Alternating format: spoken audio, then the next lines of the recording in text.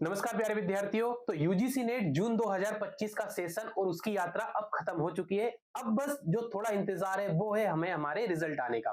लेकिन अब क्या, अब आगे दिसंबर 2025 यूजीसी नेट जेआरएफ की यात्रा हम प्रारंभ करेंगे। तो ये क्लास खास तौर पे उन विद्यार्थियों के लिए लेकर आया हूं जो अभी नए नए हैं, बिगनर हैं, यूजीसी नेट दिसंबर 2025 की तैयारी करना चाहते हैं या प्रारंभ करने की सोच रहे हैं या यूजीसी नेट जेआरएफ एग्जाम को समझना चाहते हैं। तो इस क्लास में हम बेसिकली बड़े ही सूक्ष्म तरीके से बारीक चीजों का विश्लेषण करेंगे कि यूजीसी नेट जेआरएफ एग्जाम होता क्या है, इसका एग्जाम पैटर्न क्या है, इसकी प्रक्रिया क्या होती है, यूजीसी नेट जेआरएफ करने के बाद हमें बेनिफिट क्या मिलेंगे आखिरकार। तो इस वीडियो में हम समझते हैं एक एक चीज को बड़े ही आराम से। तो चलिए समझते हैं यूजीसी नेट जेआरएफ आखिर होता क्या है।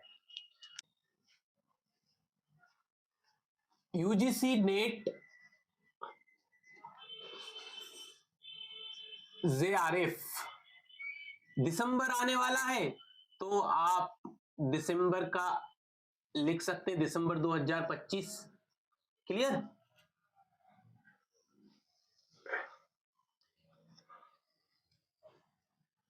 हमारे इस एग्जाम को जिस नाम से जाना जाता है वो है यूजीसी नेट जेआरएफ। अभी जो सेशन आने वाला है तो दिसंबर 2025। तो सबसे हाईएस्ट बॉडी है वो है यूजीसी। यूजीसी एक निकाय है भारत सरकार की जो हमारी उच्च शिक्षा से संबंधित सभी प्रकार के नियम तय करती है। तो हमारा जो एग्जाम कराया जाता है वो एनटीए के माध्यम से कराया जाता है। कौन करता है? NTA, national testing agency. National testing agency, इसके माध्यम से आपके नेट जेआरएफ का एग्जाम क्वालिफाई कराया जाता है। अब हम आते हैं हमारे एग्जाम पे, आखिर नेट जेआरएफ होता क्या है। देखिए विद्यार्थियों, नेट जेआरएफ एक एग्जाम होता है जो एनटीए कंडक्ट कराती है। ये किया जाता है आपको, तो ये एग्जाम किया जाता है पीएचडी में एडमिशन के लिए, असिस्टेंट प्रोफेसर के एग्जाम देने के लिए। और जब आप पीएचडी करते हैं तो उसके लिए 5 साल का एक लंबा समय आपको देना पड़ता है पीएचडी के लिए। तो ऐसे जो मेधावी छात्र होते हैं, जो अच्छे रैंक वाले विद्यार्थी होते हैं, उनके लिए भारत सरकार जेआरएफ के माध्यम से एक फेलोशिप देती है 5 साल के लिए, जिसका अमाउंट लगभग पर मंथ 40 से 45 हजार तक होता है, जो 2 महीने तक जेआरएफ मिलता है। 2 महीने के बाद जब आप कंप्लीट हो जाते हैं तो फिर आप प्रमोट होते हैं एसआरएफ के लिए। एसआरएफ में ये अमाउंट बढ़ जाता है, लगभग 50 से 55 हजार तक पहुंच जाता है। अलग अलग सिटी के हिसाब से थोड़ा इंक्रीज और थोड़ा कम रहता है अमाउंट। तो हम समझते हैं एक एक चीज को। तो ये जो हमारा एग्जाम कराया जाएगा, नेट का एग्जाम होगा आपका, नेशनल एलिजिबिलिटी टेस्ट, राष्ट्रीय पात्रता परीक्षा। अब इसके लिए 3 कैटेगरी में रिजल्ट आता है। नेट अपने रिजल्ट को कितनी कैटेगरी में करता है? तो 3 कैटेगरी में आपका रिजल्ट दिया जाता है। जिनको भी ये जानकारी नोट करना है वो नोट कर सकते हैं, क्योंकि महत्वपूर्ण जानकारी है। अच्छे से समझने एक एक चीज को, ताकि बाद में आपको किसी भी प्रकार का कोई भी संशय ना रहे। पहली जो कैटेगरी है आपकी, यह है JRF, junior research fellowship. Second, assistant professor या नेट भी इसको बोलते हैं। ये 2 कैटेगरीज में आपके पास। और तीसरी जो है वो है आपकी पीएचडी ओनली।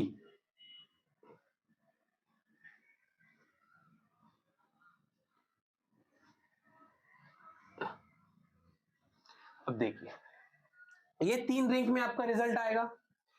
जेआरएफ में क्या बेनिफिट मिलेंगे ये समझते हैं। जेआरएफ वाले विद्यार्थियों को मिलती है फेलोशिप, ठीक है। इस जेआरएफ वाले विद्यार्थियों को मिलेगी फेलोशिप। फेलोशिप मिलेगी। क्या कर सकते हैं जेआरएफ क्वालिफाई करने के बाद? तो फेलोशिप किसके लिए मिलती है? ये मिलती है पीएचडी करने के लिए फेलोशिप मिलती है, ठीक है विद्यार्थियों। कितने समय के लिए पीएचडी होती है? तो पहले समझ लेते हैं, फिर बताता हूं पीएचडी कितने समय में की जाती है, क्या क्या प्रक्रिया रहेगी। जेआरएफ करने के बाद आप असिस्टेंट प्रोफेसर का एग्जाम दे सकते हैं। जितने भी राज्य आयोग या सेंट्रल यूनिवर्सिटीज में असिस्टेंट प्रोफेसर की वैकेंसी निकालती जाती है, जैसे कि मध्य प्रदेश में भी हाल ही में मध्य प्रदेश लोक सेवा आयोग की तरफ से असिस्टेंट प्रोफेसर के एग्जाम कराए गए थे, तो आपको उन एग्जाम को देने के लिए नेट या जेआरएफ क्वालिफाई करना पड़ेगा। तो वो जो आप करेंगे इसी एग्जाम के माध्यम से होगा। यदि आपका सपना है आप कॉलेज में बड़े विद्यार्थियों को उच्च शिक्षा में पढ़ाना चाहते हैं, तो आपको नेट क्वालिफाई करना ही पड़ेगा बच्चों। असिस्टेंट प्रोफेसर का एग्जाम दे सकते हैं, पीएचडी कर ही सकते हैं आप, और आप फेलोशिप ले सकते हैं। ये तीन चीज आपको जेआरएफ में मिल जाती है। अभी एक और है, यदि आप जेआरएफ से थोड़ा कम नंबर लेकर आते हैं तो आपको गवर्नमेंट कुछ और फेलोशिप भी देती है। ये भी किस लिए दी जाती है? पीएचडी करने के लिए ही दी जाती है। इसके मैं लिख देता हूं कौन कौन सी फेलोशिप मिलती है। जो जेआरएफ से थोड़े कम नंबर रह जाते हैं उन बच्चों के लिए सरकार गवर्नमेंट की तरफ से एक फेलोशिप दी जाती है। जब आप एग्जाम फॉर्म भरते हैं अपना, उसी समय आपके पास वो ऑप्शन मिल जाएगा। ये अलग अलग कैटेगरी के हिसाब से होता है। जैसे एनएफसी हो जाएगा, एनएफओबीसी, ठीक है, नेशनल फेलोशिप ओबीसी जाएगा, एनएफएससी,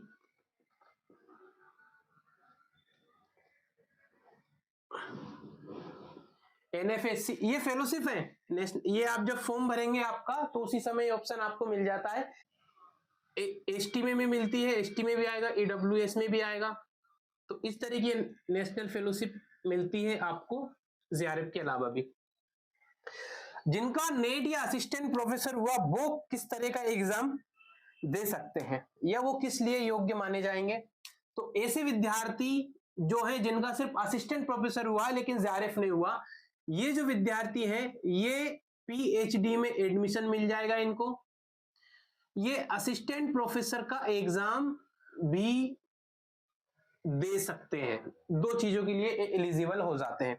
इसमें आपको फेलोशिप एक्स्ट्रा मिलती है जेआरएफ में, ये फायदा है। या आपको फेलोशिप नहीं मिलेगी यदि आप असिस्टेंट प्रोफेसर या सिर्फ नेट क्वालिफाई करते हैं। तो थर्ड ऑप्शन है पीएचडी, या सिर्फ और सिर्फ आप पीएचडी में एडमिशन ले पाएंगे बस।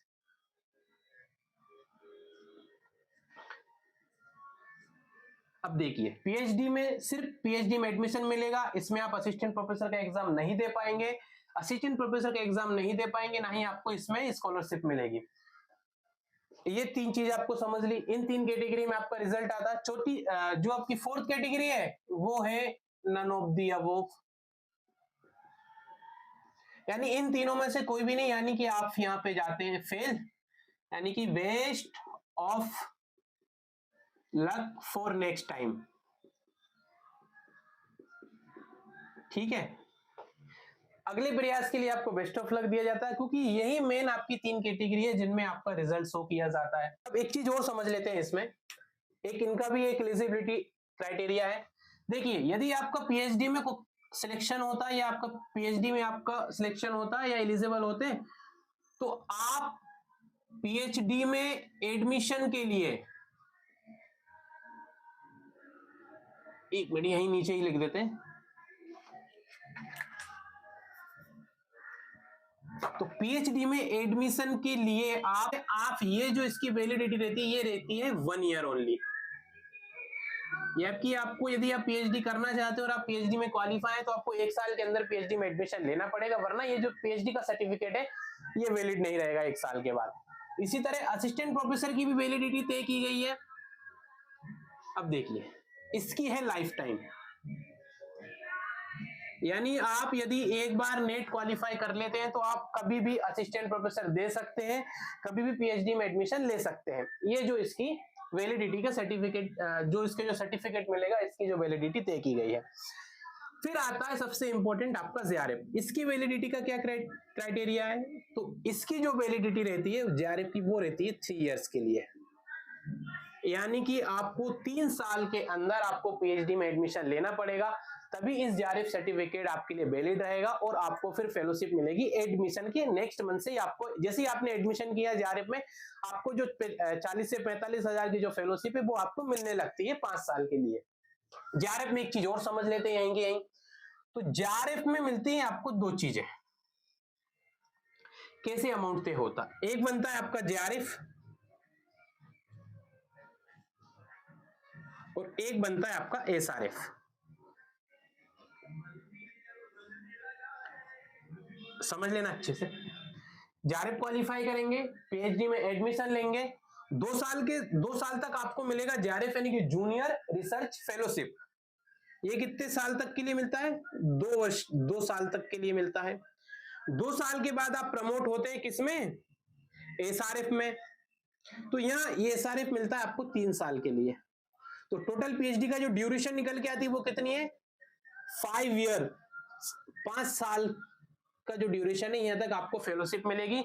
यहाँ फेलोशिप बढ़ जाएगी 2 साल तक लगभग 40 से 45 हजार। तो और यहाँ जब जैसे आप एसआरएफ में आएंगे तो ये 50 से 55 हजार तक फेलोशिप आराम से आपकी पहुंच जाती है। ये और ये फेलोशिप का अमाउंट मेट्रोपॉलिटन सिटी के हिसाब से भी उस पर डिपेंड करता है कि कितना आपको किस सेंट्रल यूनिवर्सिटी से है, तो थोड़ा हो सकता है आपको ज्यादा मिलने लगेगा। तो इसके लिए अलग से समझ लेंगे बाद में। इतना चीज समझ लीजिए, अगर नोट करना चाहें तो नोट कर लीजिए आप लोग, इंपॉर्टेंट इंफॉर्मेशन है। नेशनल फेलोशिप मिलेगी, एक बार चेकआउट कर लेते हैं। यूजीसी सरकार की निकाय है जो एनटीए के माध्यम से नेट का एग्जाम कराती है। नेट के एग्जाम को 3 कैटेगरी में आपको रिजल्ट को डिक्लेयर किया जाता है, JRF, assistant professor and PhD. JRF में फेलोशिप मिलती है, पीएचडी में एडमिशन ले सकते हैं, असिस्टेंट प्रोफेसर का एग्जाम भी दे सकते हैं। ये वैलिडिटी किसकी रहती है? जेआरएफ की 3 वर्ष तक रहती है। असिस्टेंट प्रोफेसर में सिर्फ आप पीएचडी कर सकते हैं और असिस्टेंट प्रोफेसर का एग्जाम दे सकते हैं लाइफ टाइम। पीएचडी ओनली में आप पीएचडी में एडमिशन ले सकते हैं, इसकी वैलिडिटी सर्टिफिकेशन की है ओनली 1 साल। जेआरएफ में भी आपको जैसे आपको जो फेलोशिप मिलती है इसमें दो टाइप से आपको फेलोशिप मिलेगी। पहले 2 वर्ष जेआरएफ मिलेगा, फिर लास्ट के जो 3 ईयर रहेंगे इसमें आपको एसआरएफ मिलेगा। टोटल 5 साल में आपकी पीएचडी कंप्लीट हो जाएगी। तो ये थी आपकी एनटी की पूरी प्रोसेस, किस तरह से रिजल्ट डिक्लेयर किया जाता है, एग्जाम क्या है, किस तरह ये एग्जाम हमारे काम आता है। तो ये हमने समझ लिया है कि यूजीसी नेट जेआरएफ एग्जाम क्यों किया जाता है। बेसिकली प्रश्न यही है कि ये क्या है और क्यों किया जाता है। क्या है और क्यों करें।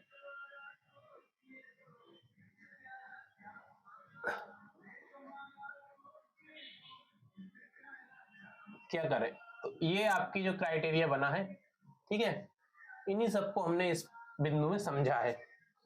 समझ में आ गया आपको इतना? चलिए, तो आशा करता हूं यहां तक तो समझ में आ गया होगा। अंत तक देखते रहना, आगे बहुत ज्यादा महत्वपूर्ण चीजें एग्जाम पे। अब हम आते हैं इसके एलिजिबिलिटी क्राइटेरिया हमारा क्या होता है। हमारा एलिजिबिलिटी क्राइटेरिया कितना है ये समझेंगे। तो यहां तक हमने समझ लिया, अब हम चलते हैं इसके लिए एलिजिबिलिटी क्राइटेरिया सबसे महत्वपूर्ण, आखिर कौन कौन ये एग्जाम दे सकता है, ये समझना बहुत ज्यादा महत्वपूर्ण है।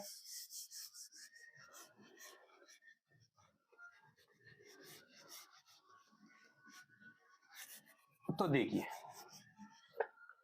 इस एग्जाम के लिए आपके सबसे पहली क्राइटेरिया जो आती है वो है आपकी क्वालिफिकेशन क्या है। इसकी क्वालिफिकेशन क्या चाहिए इसके लिए आपको, तो ठीक है, क्वालिफिकेशन क्या चाहिए, एज लिमिट क्या है, ये चीजें समझेंगे हम इसमें, यही सबसे महत्वपूर्ण होती है, ये सबसे इंपॉर्टेंट है।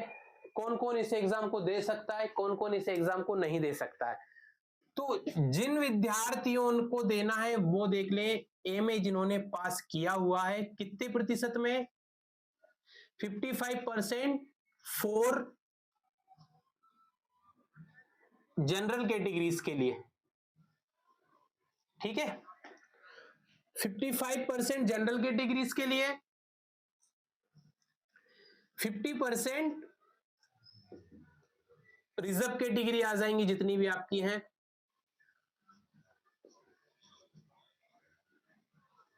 ST, SC, OBC, EWS, transgender, womens, इन सब के लिए जो है वो है 50% की। आपको एमए में इतने मार्क्स आना होने चाहिए, पास होना चाहिए।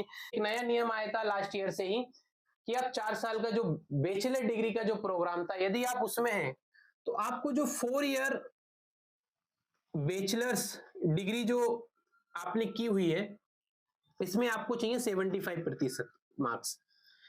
75% यदि आपके मार्क्स है तो आप नेट का एग्जाम दे सकते हैं, फिर आपको एमए की आवश्यकता नहीं पड़ती यदि 4 साल के आपने बैचलर डिग्री की है तो। क्योंकि पहले करते थे 3 साल की बीए करते थे, बीए ग्रेजुएशन करने के बाद 3 साल के बाद 2 साल का एमए किया जाता। अब 4 साल का जो एक इंटीग्रेशन जो कोर्स लेकर आई है यूजी, उसके माध्यम में उसमें आपको चाहिए लगभग 75% मार्क्स। इतना समझ में आ गया? तो ये आपकी मेन आपकी जो डिग्री वाला जो पार्ट है वो यहां से आ जाता। अब आते हैं एज लिमिट में, कौन इसको एग्जाम को दे सकता है। देखिए इसमें थोड़ा सा क्या है ना, चेंज किया हुआ है। पहले समझते हैं कि जेआरएफ के लिए क्या लिमिट है। ठीक है, तो जेआरएफ के लिए जनरल कैटेगरीज में कितनी हो सकती है? जनरल कैटेगरीज में है 30 साल, 30 ईयर मैक्सिमम आपकी ईयर है। रिजर्व कैटेगरी में ST, SC, OBC, transgender, women, इन सब के लिए 35 ईयर। किसके लिए? सिर्फ जेआरएफ की बात कर रहा हूं, अभी असिस्टेंट प्रोफेसर और मैंने पीएचडी की बात नहीं की है, सिर्फ जेआरएफ की बात कर रहा हूं। जेआरएफ के लिए सिर्फ जनरल और रिजर्व कैटेगरी में अलग अलग एज दी गई है। जनरल के लिए 30 साल, रिजर्व कैटेगरी में आपके लिए 35 साल, ST, SC, OBC, EWS, transgender, women, इन सब के लिए जो 35 साल का एज क्राइटेरिया है। अगला आते हैं नेट एंड पीएचडी, इसके लिए कोई एज लिमिट नहीं है। ठीक है, एज लिमिट दी गई सिर्फ जेआरएफ के लिए। तो ये हमने समझा, इसके लिए क्वालिफिकेशन क्या चाहिए जेआरएफ के लिए, एक बार चेकआउट कर लेते हैं। पहली जो क्वालिफिकेशन है आपके लिए, एमए आपने किया हो तो यदि आप एमए पास हैं तो एमए में यदि आपने पास किया तो आपको 55% चाहिए फॉर जनरल कैटेगरी से। रिजर्व कैटेगरी के लिए 50% के मार्क्स आना चाहिए आपके। और यदि आप 4 ईयर के बैचलर डिग्री या इंटीग्रेटेड प्रोग्राम जो किया गया इसमें आपको 75% के मार्क्स चाहिए। एज लिमिट में जेआरएफ के लिए जनरल कैटेगरी से 30 साल चाहिए, रिजर्व कैटेगरी में 35 ईयर। नेट और पीएचडी करने के लिए आपको कोई भी एज लिमिट की आवश्यकता नहीं है, आप ये एग्जाम दे सकते हैं। यदि आपको पीएचडी में एडमिशन करना है, रिसर्च करना है, शोध करना है तो उसके लिए आप नेट ये एग्जाम भी दे सकते हैं, बट आपको जेआरएफ नहीं मिलेगा यदि आपकी एज 35 साल से ज्यादा है जनरल कैटेगरीज में। इतना याद रखना। सॉरी, अन्य रिजर्व कैटेगरी में यदि आप 35 से ज्यादा है और जनरल कैटेगरी में यदि आप 30 से ज्यादा है तो आपको जेआरएफ नहीं मिलेगा। समझ में आ गया इतना? अब चलते हैं इसके नेक्स्ट बिंदु पे। अब सबसे महत्वपूर्ण टॉपिक आता है उन विद्यार्थियों के लिए जो इस बार दिसंबर 2025 यूजीसी नेट जेआरएफ का एग्जाम देना चाहते हैं, वो तो उनके लिए समझना बहुत आवश्यक कि एग्जाम पैटर्न क्या होता है। जब हम किसी लड़ाई के मैदान में उतरते हैं या युद्ध में जाते हैं तो उसकी पहले पूरी एक रूपरेखा बनाना होता है कि हमें करना क्या है, युद्ध किस तरीके से लड़ना है। तो आपके एग्जाम पैटर्न और आपके जो पाठ्यक्रम है, ये दो चीज ऐसी ही होती हैं जिन्हें हर सबसे पहले समझना बहुत जरूरी होता है, तभी हम उस चीज की तैयारी कर सकते हैं। तो पहले समझते हैं एग्जाम पैटर्न।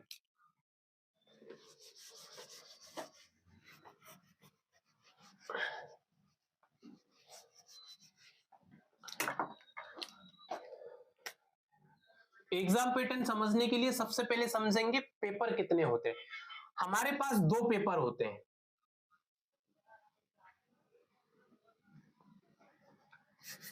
हमारे पास होते हैं एक तो पेपर 1, ये सबके लिए सामान्य होता है। जनरल पेपर होता है आपका पेपर 1। पेपर 2 आपके सब्जेक्ट का होता है, जो भी आपका एमए में सब्जेक्ट था वही सब्जेक्ट का आपका पेपर यहां रहेगा। ऐसे नहीं यदि आप मैथ बैकग्राउंड से और आप पॉलिटिकल साइंस से कर सकते हैं तो बिल्कुल भी नहीं, जो आपका एमए में सब्जेक्ट होगा उसी सब्जेक्ट में आप ये एग्जाम दे सकते हैं। तो पेपर 1 पेपर 2 2 पेपर होते हैं। 2 पेपर होते समझ लिया। मोड क्या होता है इस पे एग्जाम का, देखिए किस मोड में होता है ये। अभी फिलहाल ये कंप्यूटर मोड में लिया जाता है, ऑनलाइन कंप्यूटर मोड में होता है ऑनलाइन आपका। ठीक है, कंप्यूटर मोड में ऑनलाइन एग्जाम दिया जाएगा। सेकंड, और क्या इसमें पॉइंट है, एमसीक्यूज, एमसीक्यू मोड में होगा, सारे के सारे क्वेश्चन आपके ऑब्जेक्टिव ही पूछे जाएंगे पेपर 1 पेपर 2 से। थर्ड, तीसरा पॉइंट है आपका, सबसे बड़ा एडवांटेज जो आपको मिलता है, इसमें नेगेटिव मार्किंग नहीं है, नेगेटिव मार्किंग नहीं है इसमें। एमसीक्यू मोड में होगा, नेगेटिव मार्किंग नहीं है, कंप्यूटर बेस्ड टेस्ट होगा, एमसीक्यू फॉर्मेट में कराया जाता है, याद रखना, ठीक है, एमसीक्यू फॉर्मेट में होगा। जो बिगिनर्स है, ये वीडियो बेसिकली उनके लिए ही बनाई जा रही है। तो ये था आपका एग्जाम का थोड़ा सा एक मैंने खाका खींचा है। अब हम समझते हैं पेपर 1 पेपर 2 में कितनी मार्किंग रहेगी, कैसे क्या रहेगा। तो देखिए, पेपर 1 कितने प्रश्न आएंगे, कितने प्रश्न या क्वेश्चंस आएंगे इसमें, तो इसमें आएंगे आपके पास 50 प्रश्न, ठीक है, कितने, 50 क्वेश्चन आएंगे। प्रत्येक प्रश्न के लिए कितने मार्क्स मिलेंगे, 2 मार्क्स मिलेंगे, 2 नंबर मिलते हैं। तो फिर हिसाब से कितना हो गया, ये टोटल आपका 100 नंबर का ये मार्क्स हो जाता। तो ये पेपर में आपके मिलते हैं टोटल 100 नंबर, 100 नंबर का ये पेपर हो जाता है। 50 क्वेश्चन है, प्रत्येक प्रश्न के लिए आपको 2 नंबर मिलेंगे, कोई नेगेटिव मार्किंग नहीं है तो नंबर कटेंगे नहीं। 100 नंबर का आपका एग्जाम रहेगा। पेपर 2 में बढ़ जाता है, क्योंकि यही आपका मेन सब्जेक्ट है, आपको आगे रिसर्च आपको इसी पेपर में करना है। जब आप असिस्टेंट प्रोफेसर बनेंगे तो आप भी, आपके जो मेन सब्जेक्ट है असिस्टेंट प्रोफेसर बनेंगे, इसलिए इसमें प्रश्नों की जो संख्या होती है वो पहुंच जाती है 100। और इसमें भी प्रत्येक प्रश्न के लिए मिलेंगे 2 मार्क, 2 नंबर मिलेंगे। तो टोटल कितने का पेपर हो गया, ये 200 नंबर का, ठीक है। दोनों के मिला के कितने हो जाते हैं, तो ये जो प्रश्न ये पहुंचता है 150 प्रश्न पे आपका पेपर पहुंचेगा। ये 150 प्रश्न के आपको मिलेंगे 300 नंबर, ठीक है। तो टोटल ये पेपर होता है आपका 300 नंबर का। समझ में आ गया इतना, ये आपका एग्जाम पैटर्न है, क्लियर, समझ में आ गया इतना आपको। अब करते हैं समय की बात, समय कितना मिलेगा 300 पेपर, इन 150 प्रश्न को या 300 नंबर को कंप्लीट करने के लिए आपको जो समय दिया जाएगा, ये समय रहेगा 3 घंटा, ठीक है। समय कितना मिल रहा है बच्चों, 3 घंटे का समय मिल रहा है। अब इसमें ये जो 3 घंटे मिलेंगे आपको, अब थोड़ी सी कंफ्यूजन होगी कि 2 पेपर हैं, बीच में कोई गैप मिलेगा क्या, तो बीच में कोई भी गैप नहीं मिलेगा। एक बार आपकी एंट्री हो जाएगी, आपको 3 घंटे तक आपको आपके सिस्टम पर ही बैठ के आपको पूरा पेपर कंप्लीट करना है, पेपर 1 पेपर 2। आप चाहे पहले कोई सा भी पेपर कर सकते हैं, यदि आप पेपर 2 कर सकते हो तो पहले पेपर 2 कर लीजिए, पेपर 1 करना हो तो पहले पेपर 1 कर लीजिए। 150 क्वेश्चन आपको एक ही साथ आपके सिस्टम पे देखेंगे, आपको जो भी पेपर पहले देना हो आप उसको दे सकते हैं, लेकिन समय 3 घंटे रहेगा, बीच में कोई गैप नहीं मिलेगा। तो ये था आपके लिए एक महत्वपूर्ण इंफॉर्मेशन। लगभग मैंने सभी चीजों को इस क्लास में समेकित कर ही लिया है, सभी इंपॉर्टेंट। अब नेक्स्ट वीडियो, तो बच्चों आज के लिए ये इंफॉर्मेशन थी, बहुत महत्वपूर्ण इंफॉर्मेशन थी उन बिगनर्स विद्यार्थियों के लिए जो अभी प्रारंभ करना चाहते हैं और यूजीसी नेट जेआरएफ एग्जाम को समझना चाहते हैं। नेक्स्ट क्लास में हम फिर से मिलेंगे, पॉलिटिकल साइंस सब्जेक्ट का कंप्लीट सूक्ष्म और सटीक विश्लेषण के साथ एक एक यूनिट को बड़े ही अच्छे तरीके से समझेंगे, बड़े ही डिटेल से समझेंगे। तो तब तक के लिए मैं आपसे इजाजत चाहूंगा। आप लोग स्वस्थ रहें, प्रसन्न रहें और खूब मेहनत करते रहें, खूब पढ़ते रहें। तो इसी के साथ जुड़िए राधेश पाठशाला के साथ। मैं राधेश्याम केवट आप सबसे निवेदन करूंगा कि आप मेरे साथ जुड़े, मेरी अपनी इस यात्रा में बने, मेरी इस यात्रा के सहयात्री, और इस चैनल को सब्सक्राइब करें और उन सभी विद्यार्थियों तक ये वीडियो भी पहुंचा दीजिए जो यूजीसी नेट जेआरएफ दिसंबर के लिए तैयारी करने का सोच रहे हैं। तो इसी के साथ चलता हूं विद्यार्थियों, जय हिंद।